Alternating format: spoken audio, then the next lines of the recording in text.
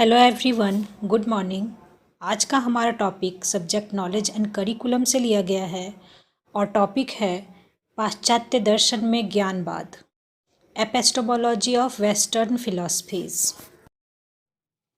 सबसे पहले इसके इंट्रोडक्शन पर आते हैं। दर्शन शब्द की उत्पत्ति दृश्य धातु में ल्यूट पड़ते लगने से हुई है, जिसका अर्थ है देखना। वहीं फिलॉसफी शब्द यूनानी भाषा के दो शब्दों फिलॉस अर्थात प्रेम तथा सोफिया अर्थात ज्ञान से हुई है, जिसका अर्थ हुआ ज्ञान से प्रेम। इस प्रकार दर्शन ज्ञान से प्रेम को दर्शाता है। दर्शन जीवन को एक उच्चतम रूप में तथा संपूर्ण रूप में देखने की दृष्टि प्रदान करता है। दर्शन की 3 मुख्य शाखाएं हैं। दर्शन की मुख्य शाखाओं में पहला है तत्वमीमांसा मेटाफिजिक्स, दूसरा है ज्ञान मीमांसा एपिस्टेमोलॉजी, तीसरा है मूल्य मीमांसा एक्जियोलॉजी। मेटाफिजिक्स के अंदर अस्तित्व, आत्मा और ब्रह्म का अध्ययन किया जाता है।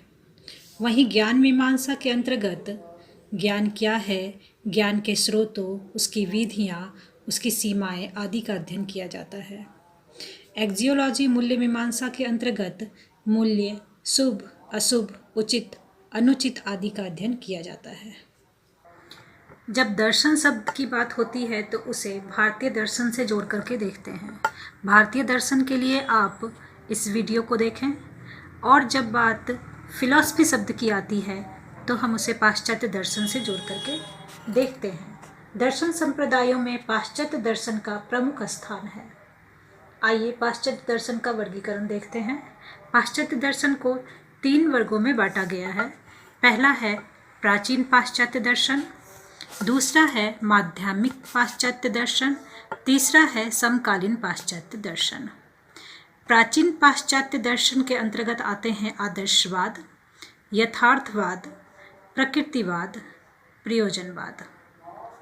दूसरा है माध्यमिक पाश्चात्य दर्शन, जिसके अंतर्गत आते हैं अस्तित्ववाद, मार्क्सवाद।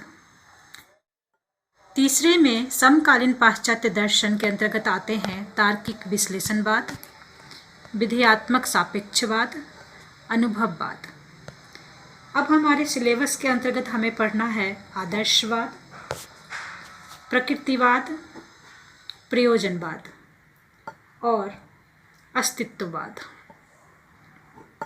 इन चारों इज्म के लिए हमारा इंट्रोडक्शन सेम रहेंगे सभी के लिए। आदर्शवाद का विस्तार पूर्वक वर्णन अगले वीडियो में देखिए।